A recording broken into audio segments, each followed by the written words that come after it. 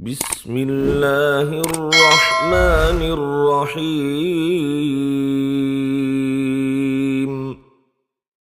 ألف لام را، تلك آيات الكتاب المبين. إنا أنزلناه قرآنا عربيا لعلكم تعقلون. نحن نقص عليك أحسن القصص بما أوحينا إليك هذا القرآن وإن كنت من قبله لمن الغافلين. إذ قال يوسف لأبيه يا أبت إني رأيت 11 كوكبا والشمس والقمر رأيتهم لي ساجدين.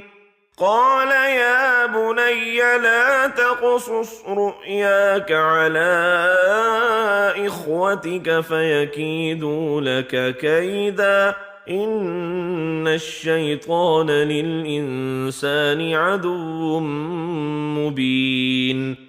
وكذلك يجتبيك ربك ويعلمك من تأويل الأحاديث ويتم نعمته عليك وعلى آل يعقوب كما أتمها على أبويك من قبل إبراهيم وإسحاق إن ربك عليم حكيم. لقد كان في يوسف وإخوته آيات للسائلين إذ قالوا ليوسف وأخوه أحب إلى أبينا منا ونحن عصبة إن أبانا لفي ضلال مبين. اقتلوا يوسف أو اطرحوه أرضا يخل لكم وجه أبيكم وتكونوا من بعده قوما صالحين. قال قائل منهم لا تقتلوا يوسف وألقوه في غيابة الجب يلتقطه بعض السيارة إن كنتم فاعلين. قالوا يا أبانا ما لك لا تأمنا على يوسف وإنا له لناصحون. أرسله معنا غدا يرتع ويلعب وإنا له لحافظون. قال إني ليحزنني أن تذهبوا به وأخاف أن يأكله الذئب وأنتم عنه غافلون. قالوا لئن أكله الذئب ونحن عصبة إنا إذا لخاسرون. فلما ذهبوا به وأجمعوا أن يجعلوه في غيابة الجب وأوحينا إليه لتنبئنهم بأمرهم هذا وهم لا يشعرون. وجاءوا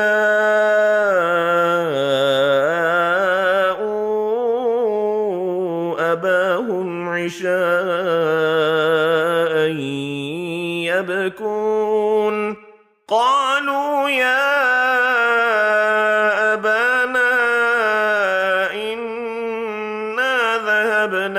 نستبق وتركنا يوسف عند متاعنا وتركنا يوسف عند متاعنا فأكله الذئب وما أنت بمؤمن لنا ولو كنا صادقين وجاءوا على قميصه بدم كذب قال بل سولت لكم أنفسكم أمرا فصبر جميل والله المستعان على ما تصفون وجاءت سيارة فأرسلوا واردهم فأدلى دلوه قال يا بشرى هذا غلام وأسروه بضاعة والله عليم بما يعملون وشروه بثمن بخس دراهم معدودة وكانوا فيه من الزاهدين وقال الذي اشتراه من مصر لامرأته أكرمي مثواه عسى أن ينفعنا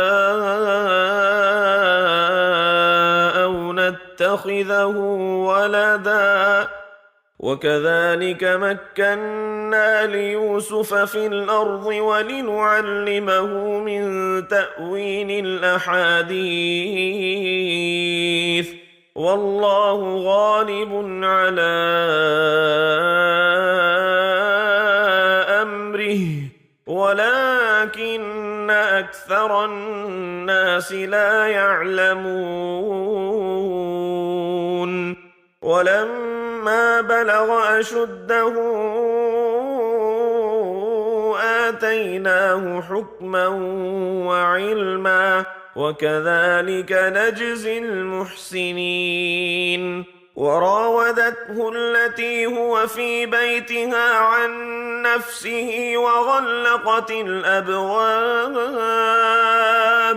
وقالت هيت لك قال معاذ الله إنه ربي أحسن مثواي إنه لا يفلح الظالمون ولقد همت به وهم بها لولا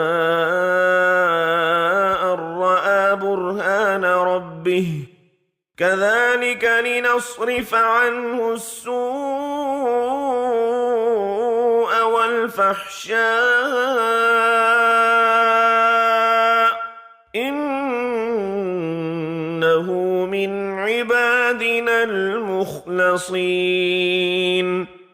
واستبق الباب وقدت قميصه من دبر وألف يا سيدها لدى الباب قالت ما جزاء من أراد بأهلك سوءا إلا أن يسجن أو عذاب أليم قال هي راودتني عن نفسي وشهد شاهد من أهلها إن كان قميصه قد من قبل فصدقت وهو من الكاذبين وإن كان قميصه قد من دبر فكذبت وهو من الصادقين فلما رأى قميصه قد من دبر قال إنه من كيدكن إن كيدكن عظيم يوسف أعرض عن هذا واستغفري لذنبك إنك كنت من الخاطئين.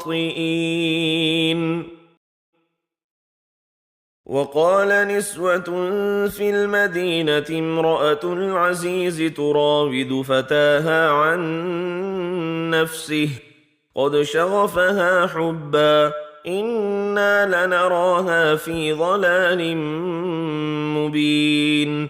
فلما سمعت بمكرهن أرسلت إليهن وأعتدت لهن متكأ وآتت كل واحدة منهن سكينا وقالت اخرج عليهن. فلما رأينه أكبرنه وقطعن أيديهن وقلن حاش لله ما هذا بشرا إن هذا إلا ملك كريم. قالت فذلكن الذي لمتنني فيه ولقد راودته عن نفسه فاستعصم ولئن لم يفعل ما آمره ليسجنن وليكون من الصاغرين. قال رب السجن أحب إلي مما يدعونني إليه وإلا تصرف عني كيدهن أصب إليهن وأكن من الجاهلين. فاستجاب له ربه فصرف عنه كيدهن إنه هو السميع العليم. ثم بدا لهم من بعد ما رأوا الآيات ليسجننه حتى حين. ودخل معه السجن فتيان قال أحدهما إني أراني أعصر خمرا وقال الآخر إني أراني أحمل فوق رأسي خبزا تأكل الطير منه نبئنا بتأويله إنا نراك من المحسنين.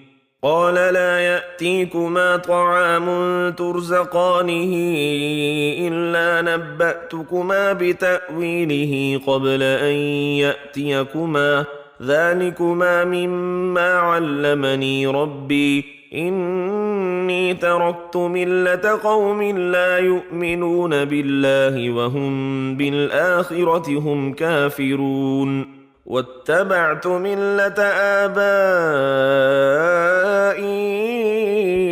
إبراهيم وإسحاق ويعقوب ما كان لنا أن نشرك بالله من شيء ذلك من فضل الله علينا وعلى الناس ولكن أكثر الناس لا يشكرون. يا صاحبي السجن أأرباب متفرقون خير أم الله الواحد القهار ما تعبدون من دونه إلا أسماء سميتموها أنتم وآباؤكم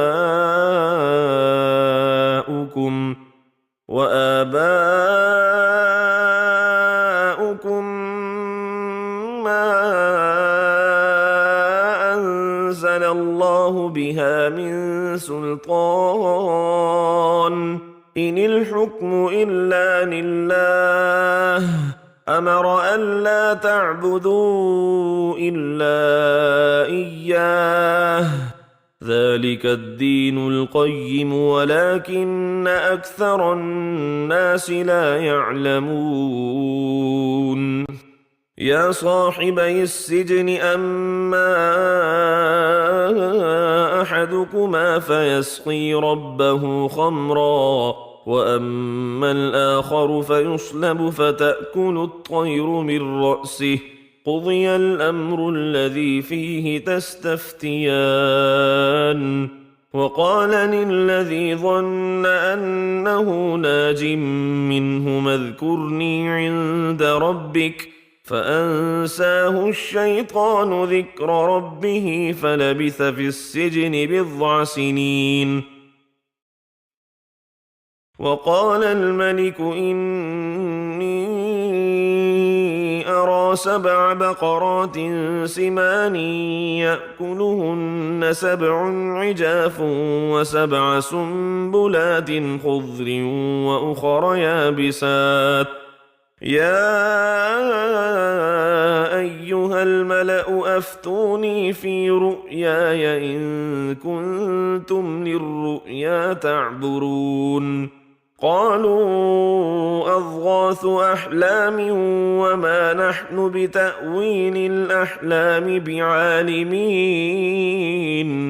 وقال الذي نجا منهما وادكر بعد أمة أنا أنبئكم بتأويله فأرسلون. يوسف أيها الصديق أفتنا في 7 بقرات سمان يأكلهن 7 عجاف و7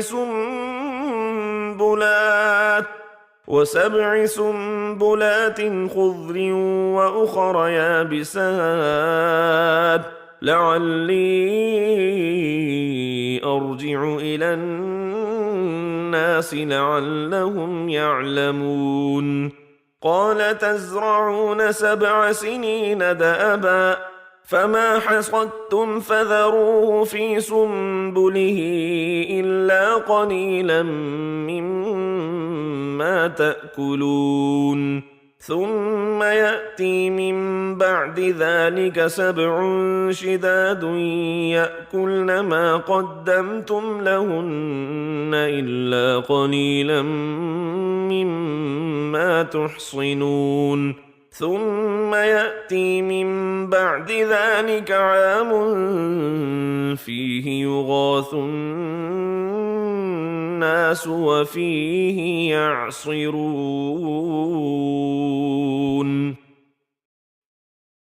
وقال الملك ائتوني به فلما جاءه الرسول قال ارجع إلى ربك فاسأله ما بال النسوة اللاتي قطعن أيديهن إن ربي بكيدهن عليم. قال ما خطبكن إذ راوتن يوسف عن نفسه قلن حاش لله ما علمنا عليه من سوء. قالت امرأة العزيز الآن حصحص الحق أنا راودته عن نفسه وإنه لمن الصادقين. ذلك ليعلم أني لم أخنه بالغيب وأن الله لا يهدي كيد الخائنين.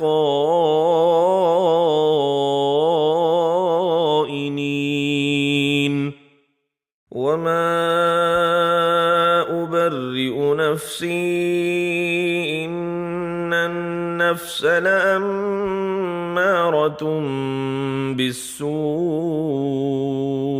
إلا ما رحم ربي إن ربي غفور رحيم. وقال الملك ائتوني به أستخلصه لنفسي فلما كلمه قال إنك اليوم لدينا مكين أمين. قال اجعلني على خزائن الأرض إني إني حفيظ عليم. وكذلك مكنا ليوسف في الأرض يتبوأ منها حيث يشاء نصيب برحمتنا من نشاء ولا نضيع أجر المحسنين. ولأجر الآخرة خير للذين آمنوا وكانوا يتقون. وجاء إخوة يوسف فدخلوا عليه فعرفهم وهم له منكرون. ولما جهزهم بجهازهم قال ائتوني بأخ لكم من أبيكم ألا ترون أني أوفي الكيل وأنا خير المنزلين. فإن لم تأتوني به فلا كيل لكم عندي ولا تقربون. قالوا سنراود عنه أباه وإنا لفاعلون. وقال لفتيانه اجعلوا بضاعتهم في رحالهم لعلهم يعرفونها إذا انقلبوا إلى أهلهم لعلهم يرجعون.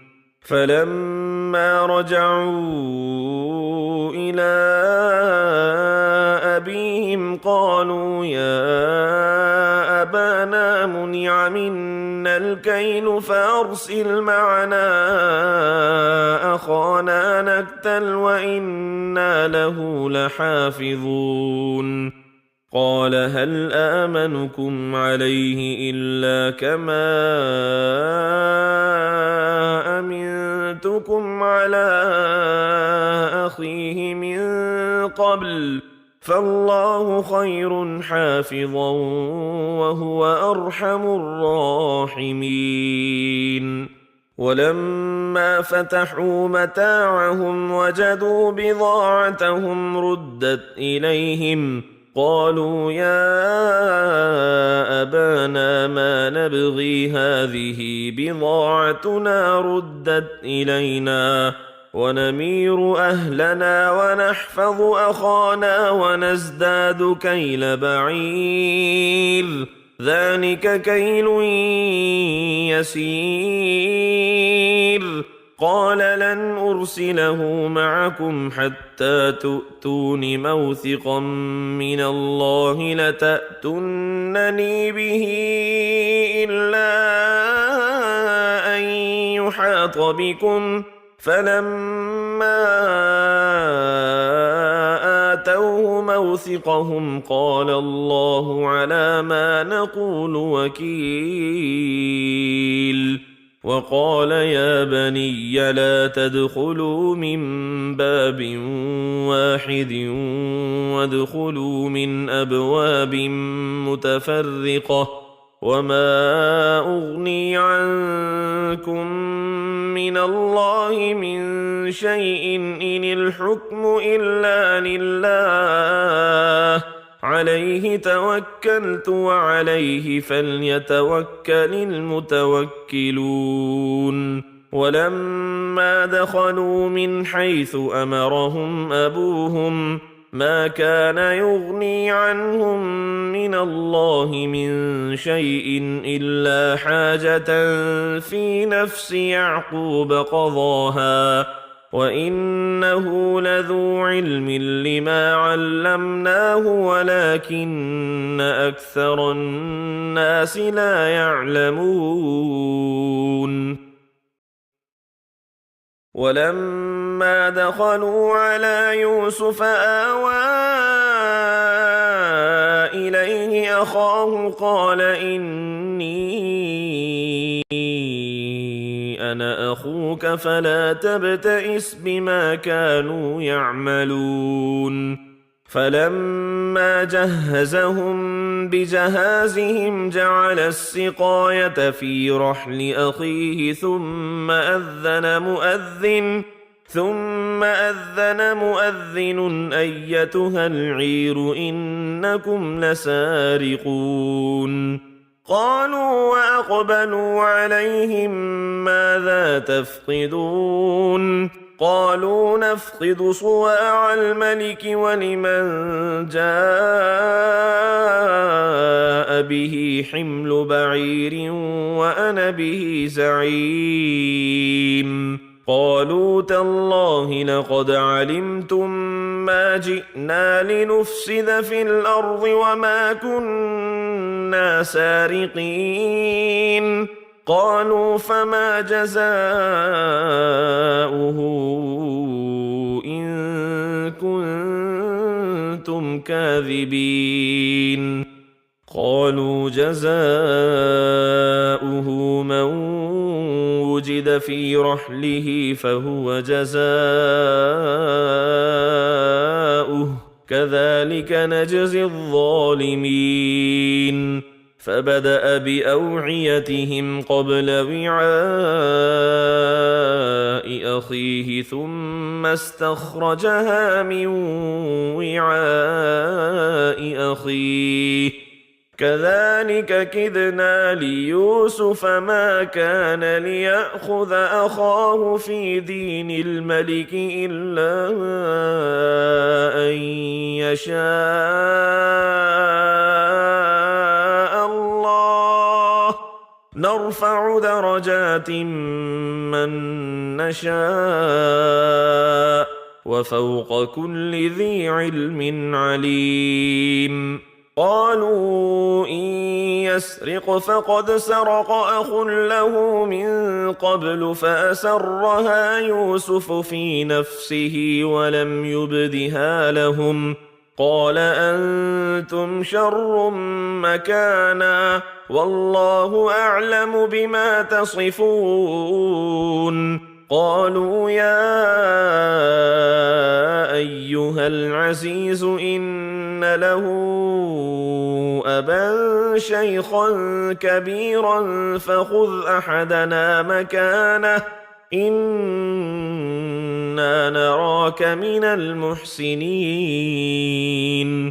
قال معاذ الله أن نأخذ إلا من وجدنا متاعنا عنده إنا إذا لظالمون.